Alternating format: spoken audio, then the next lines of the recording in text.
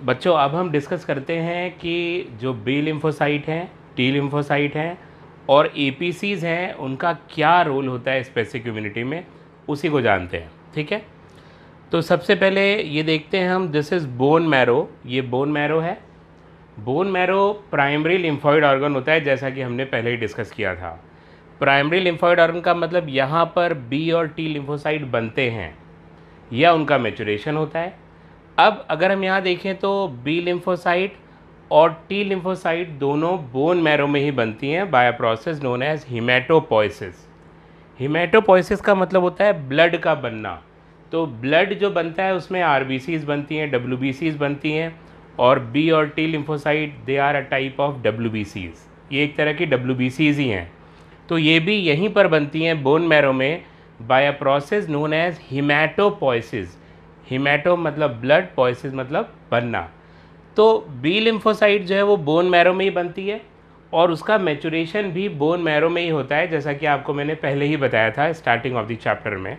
जब immunity start किया था तो स्टार्ट में बताया था प्राइमरी लिम्फॉइड ऑर्गन में बी लिम्फोसाइट बोन मैरो में बना, बोन मैरो में ही इसका मैचुरेशन हुआ। इसका मतलब इसके ऊपर एंटीजन स्पेसिफिक रिसेप्टर्स वो बोन मैरो में ही लगा दिए गए। यहाँ पर एंटीजन स्पेसिफिक रिसेप्टर्स जो हैं, मान लीजिए एंटीना है, ये कहाँ पे लगा, बोन मैरो में ही लग गया। बोन मैरो में ही इसकी मैच्योरिटी हुई। मगर टी लिम्फोसाइट बनी तो बोन मैरो में, पर उसका जो मैचुरेशन है वो बोन मैरो में नहीं होता। इसका मतलब एंटीजन स्पेसिफिक रिसेप्टर्स उसके ऊपर बोन मैरो में नहीं लगते, एंटीजन्स बोन मैरो में नहीं लगते। एंटीजन का मतलब एंटीना जो किसी दूसरे एंटीजन को पहचानते हैं। ये टी लिम्फोसाइट जाती है थाइमस में। थाइमस को हम कहते हैं training school of T lymphocyte और थ्रोन ऑफ इम्यूनिटी, क्योंकि यहाँ पर टी लिम्फोसाइट का मैचुरेशन होता है। तो थाइमस में टी लिम्फोसाइट का क्या होता है, मैचुरेशन। और ये कुछ तरह की टी लिम्फोसाइट्स यहाँ पर बनती हैं, जैसे कि टी हेल्पर सेल और killer T cell. T H helper T cell, T के किलर टी सेल। ये दो तरह की सेल्स यहाँ पर बन रही हैं। यहाँ पे जो टी हेल्पर सेल्स है उन पे CD4+ रिसेप्टर होते हैं, ये उनकी पहचान होती है। जबकि टी के सेल के पास CD8+ रिसेप्टर होते हैं, ये इनकी पहचान होती है। तो इनके पास CD8+ रिसेप्टर्स ये वाले, जबकि हेल्पर टी सेल के पास CD4+ रिसेप्टर्स होते हैं, जो रेड कलर से हमने ड्रॉ किया है। ठीक है, तो हेल्पर टी सेल और किलर टी सेल ये दो टी सेल्स बन गई। यहाँ पर अगर हम स्पेसिफिक इम्यूनिटी की बात करें तो पूरी स्पेसिफिक इम्यूनिटी को मैसेज देने वाला, स्टिमुलेट करने वाला हेल्पर टी सेल होता है। आप कह सकते हो कि एक तरह से ये किंग है इस पूरे इम्यून सिस्टम का, हेल्पर टी सेल, क्योंकि यही मैसेज देता है। तो सारा इम्यून सिस्टम वो एग्रेसिवली एंटीजेंस को, पैथोजेंस को, माइक्रोब्स को, इन सबको मारने लग जाता है। जिस भी एंटीजन के लिए आदेश देगा उसी को मारेंगे ये, जिसके लिए नहीं देगा उसको नहीं मारेंगे। मतलब एंटीजन से पहले इंटरैक्ट करेगा और जानेगा कि एंटीजन आया है, तब ये सभी को आदेश देता है। अब ये होता कैसे, ज़रा वो देखते हैं। आपको बताया था कि जो एपीसीज होती हैं, एंटीजन प्रेजेंटिंग सेल, उनके ऊपर जो एमएचसी प्रोटीन होता है वो एमएचसी क्लास 2 होता है। यहाँ पर देखिए इसके ऊपर एमएचसी क्लास 2 होता है, मेजर हिस्टोकम्पेबिलिटी प्रोटीन क्लास 2 इन पे प्रेजेंट होता है। और इनका काम होता है एंटीजन को प्रेजेंट करना टी हेल्पर सेल को, जैसा मैंने लिखाया था। जबकि जो दूसरे एमएचसी होते हैं, एमएचसी क्लास 1, वो किलर टी सेल को एंटीजन प्रोवाइड करते हैं, उसे एंटीजन दिखाते हैं, जो हमने यहाँ ड्रॉ नहीं किया है पर हमने आपको लिखवाया है कि MHC class 1 are present on all nucleated cells of the body and they present antigen to killer T cell. वो किलर टी सेल को एंटीजन दिखाते हैं, जबकि APCs they present antigen to helper T cell. अब दोनों में अंतर होता है। जब किलर टी सेल को एमएचसी 1 वाले एंटीजन दिखाते हैं, तो जिस किलर टी सेल को दिखाते हैं एंटीजन, वो खुद एक्टिवेट होता है, बस किसी और को एक्टिवेट नहीं करता, खुद एक्टिवेट होकर पागल होकर जाता है, कहाँ है वो एंटीजन, उसको मारने लग जाता है। तो जिसको जिसको दिखाते हैं वो एक्टिवेट होता है। मतलब जिस जिस किलर टी सेल को दिखाते हैं वो एक्टिवेट होता है, दूसरे एक्टिवेट नहीं होते।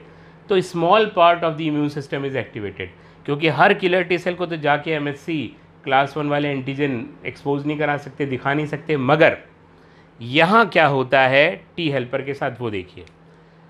ये एंटीजन का अटैक हुआ बॉडी पे, एपीसीज पहुँचे, ये मैक्रोफेजेस हो सकते हैं, ये बी लिम्फोसाइट हो सकते हैं, ये डेंड्राइट सेल हो सकते हैं।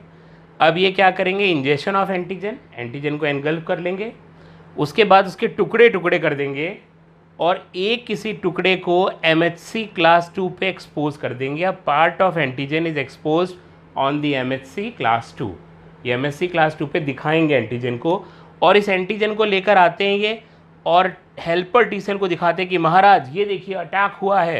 ये कहते हैं सबूत दो, कहते हैं ये रहा सबूत, ये दुश्मन के टुकड़े हैं। और जैसे ये दुश्मन का टुकड़ा इसको दिखाता है टी हेल्पर को, टी हेल्पर सेल एकदम एक्टिवेट हो जाता है, पागल हो जाता है, कहता है अच्छा हमला हुआ है, तुरंत मैं अपनी सारी सेना को बताता हूँ। और ये तुरंत ही पूरे इम्यून सिस्टम को साइटोकाइन सिग्नल्स भेजता है। ये जितनी भी टी के सेल हैं उनको साइटोकाइन सिग्नल्स भेजता है।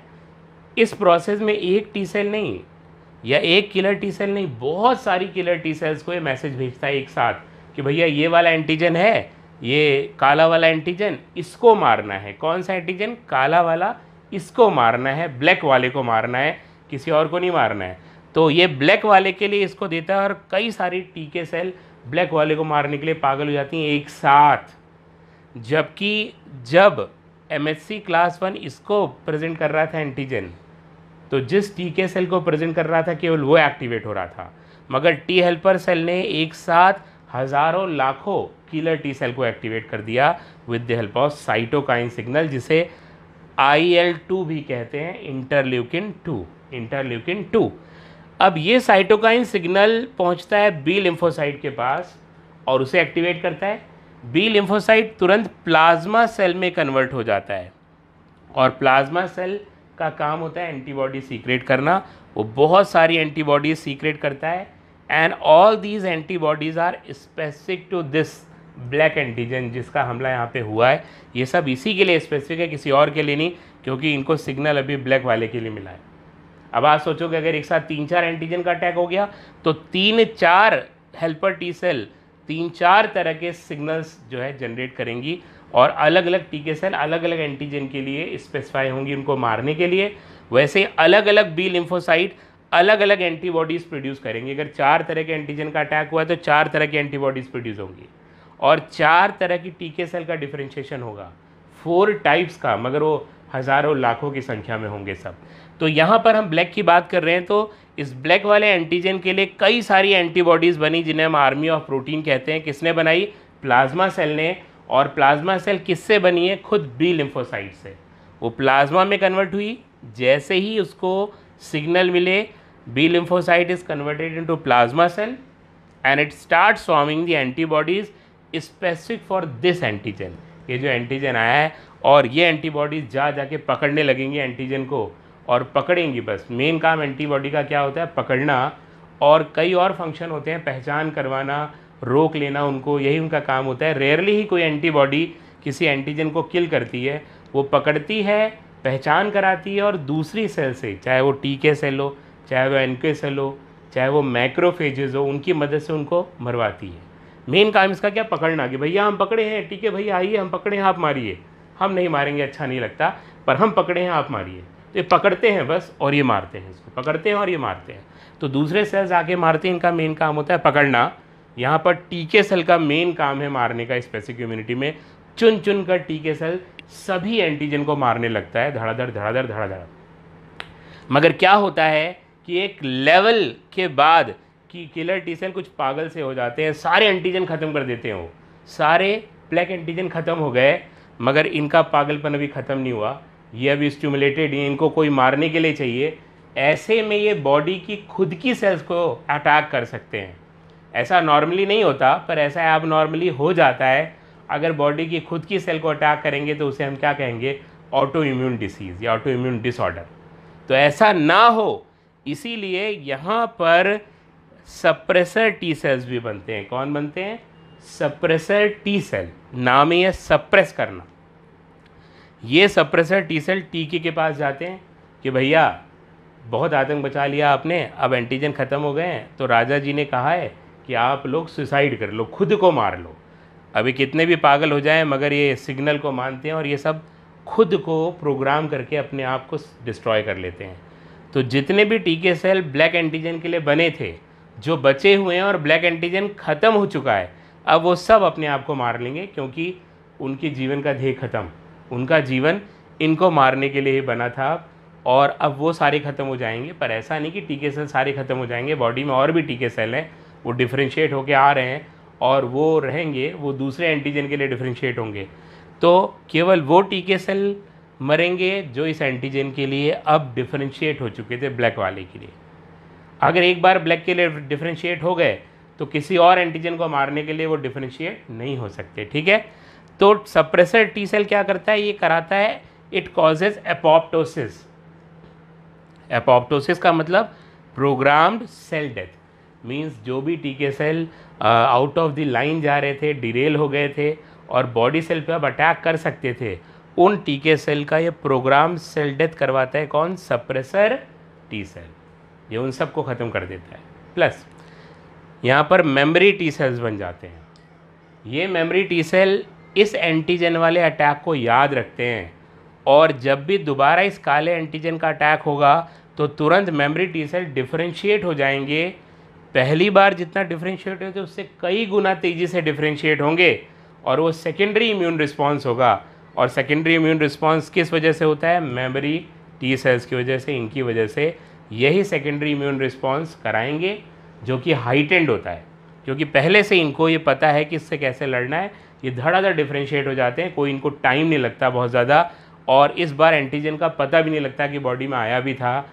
जो पर्सन होता है उसमें ये खुद ही ख़त्म कर लेते हैं, पर्सन को तो पता ही नहीं लगता कि एंटीजन आया भी था, इतनी तेज़ी से डिफ्रेंशिएट कर पाते हैं। कौन? Memory T cells. तो इसका मतलब immune system retains the memory of this encounter in the form of memory B cells, memory T cells, and these memory T cells differentiate whenever this antigen again attacks the immune system or again attacks the body. ये दोबारा से differentiate करते हैं और बहुत तेज़ी से करते हैं। सेकेंडरी इम्यून रिस्पॉन्स, यह हमने एक और टर्म आपको बताई थी, एनमनेस्टिक इम्यून रिस्पॉन्स भी हम उसको कहते हैं, which is heightened immune response because of the memory of immune system. This property of immune system, that is the memory, it forms the memory cells. ठीक है, तो मेमोरी सेल बना लेता है। इस तरह से दोबारा इस एंटीजन के अटैक को तुरंत ही ख़त्म कर दिया जाता है, पता भी नहीं लगता। तो यहाँ पर दो तरह की सेल्स इन्वॉल्व हैं, बी सेल्स और टी सेल्स, बी लिम्फोसाइट और टी लिम्फोसाइट। टी लिम्फोसाइट में सेल्स हैं, killer T cell, helper T cell, memory T cell, suppressor T cell. इसीलिए ये जो पोर्शन है, ये पूरा जो हुआ, इसे हम कहते हैं cell mediated immunity. Cell mediated immunity, cell mediated immunity, ये सेल मीडिएटेड इम्यूनिटी है, ठीक है, सेल मीडिएटेड इम्यूनिटी। और यहाँ पर बी लिम्फोसाइट क्या करता है? वो प्लाज्मा सेल बना के एंटीबॉडीज़ बनाता है, खुद सेल लड़ने नहीं जाता। इसका मतलब ये वाली इम्यूनिटी जो बी लिम्फोसाइट वाली है, एंटीबॉडी से मीडिएट होती है, इसीलिए इसको कहते हैं antibody mediated immunity. Antibody mediated immunity, इसका एक और नाम है ह्यूमोरल इम्यूनिटी, क्योंकि सेल मीडिएटेड आप नहीं भूलोगे, एंटीबॉडी मीडिएटेड नहीं भूलोगे, ये टर्म भूल सकते हो। Humoral immunity is the another name for antibody mediated immunity.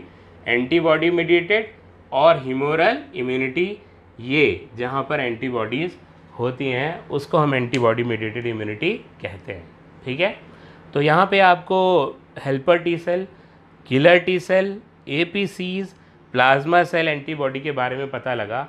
अब हम और ज़्यादा एलॉबरेट करते हैं एंटीबॉडीज़ को, एंटीबॉडीज़ के स्ट्रक्चर्स को पढ़ते हैं, उनके टाइप्स को पढ़ते हैं और समझते हैं कि एंटीबॉडी क्या क्या एक्शन करती है, क्या क्या रोल प्ले करती है यहाँ पर जो है एंटीजन को ख़त्म करने के लिए। तो अगली हेडिंग डाल लीजिएगा एंटीबॉडी। एंटीबॉडी